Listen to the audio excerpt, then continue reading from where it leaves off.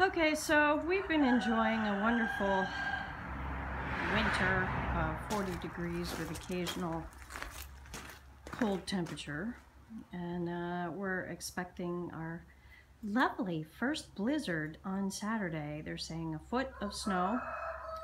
So unfortunately I have to fill this up and start it up and get it ready.